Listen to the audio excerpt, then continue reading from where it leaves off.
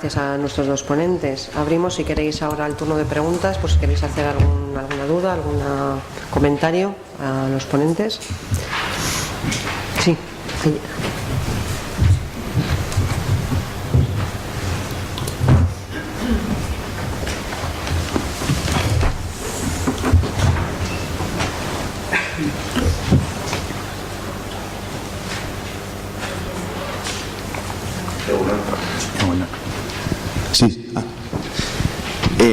Simplemente un comentario que me ha resultado sorprendente, el no ver en las profesiones de riesgo la de la limpieza. Me ha resultado francamente sorprendente porque bueno, un puesto de trabajo con mayor fuente expositiva a guantes, pocos los hay que la de la limpieza. Y por otro lado, también me ha sorprendido, no quiero ser impertinente con la pregunta, me ha sorprendido que, bueno, pues en el País Vasco ha habido en el año 2016 105 casos del grupo 5, de los cuales 13 casos los ha llevado Mutualia.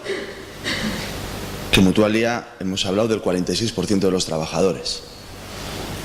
Entonces, mi reflexión un poco tonta es, joder, el resto de las mutuas son más, no sé, tienden más a la enfermedad profesional que Mutualia, o por qué ocurre, ¿no? Un dato que en el 54% del resto de trabajadores hay 92 casos.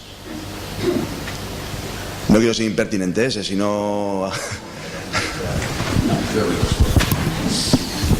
Bueno, intentando responder a la primera pregunta, ya he dicho que el listado de enfermedades es cerrado, pero el de profesiones no. Esas eran unas profesiones que la mayoría vienen en el listado nominalmente, pero el que no venga en el listado no quiere decir que el proceso no sea una enfermedad, que no sea una actividad de riesgo. De hecho, en los casos que nosotros en Mutualia hemos asumido como enfermedad profesional, había operarias de limpieza. O sea que no le veo. Y en cuanto yo puedo hablar de Mutualia y puedo asegurar que en Mutualia se declaran muy bien las enfermedades profesionales, pero que muy bien. Y puedo decir las que nosotros hemos contabilizado en el 2016 y 2017, que son las que he expuesto. El resto de las mutuas no puedo hablar. De todas formas, el dato de 105 era del Estado. Es estatal. El dato de 105 era del Estado. Los números son del Estado. Si haces las proporciones, el 40.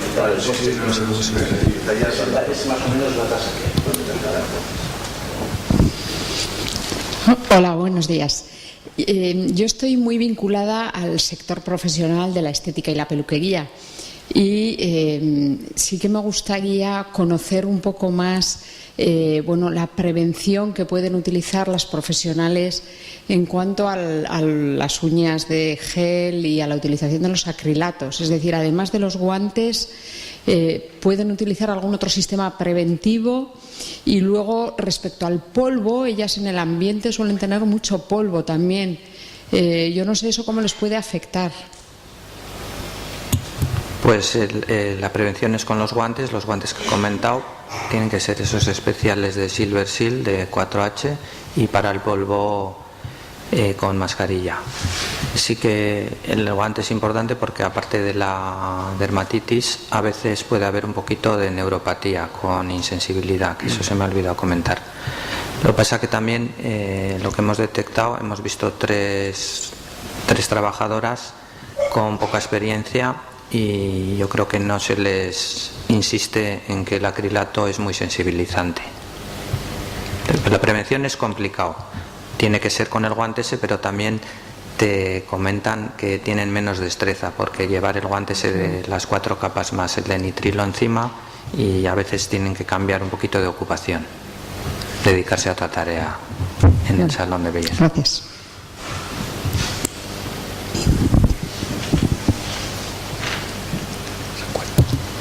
¿Alguna pregunta? Yo sí quería Sí quería haceros algún comentario un poco, primero, con respecto a los datos que decíais y bueno, pues a lo mejor te contesto también a ti un poco. Comentaba Jesús que Euskadi está en el segundo lugar después de Navarra en cuanto a comunicaciones. Quiero decir, comunicar si se comunican.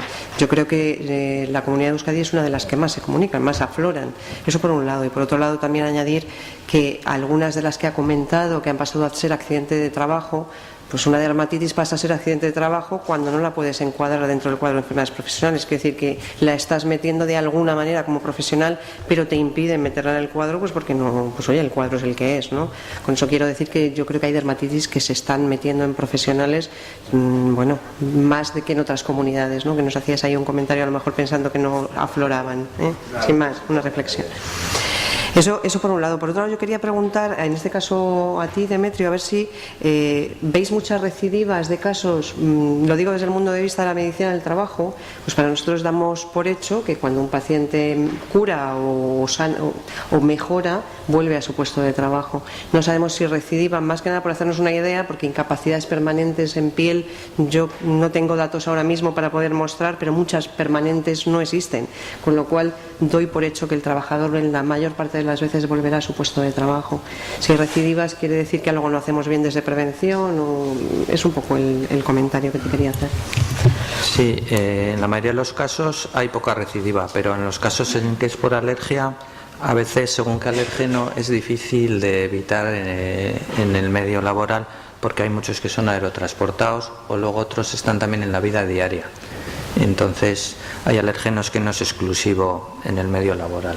Entonces, por ejemplo, sanitarias, que vemos muchas por eczema, a veces de desgaste, de lavarse mucho las manos y del uso de guante, que es simplemente irritativo sin ninguna alergia, pero típica enfermera que de repente es madre y en ese momento te viene, porque claro, no solo hace el trabajo de lavarse, sino que de lavar en casa, bañar a los niños.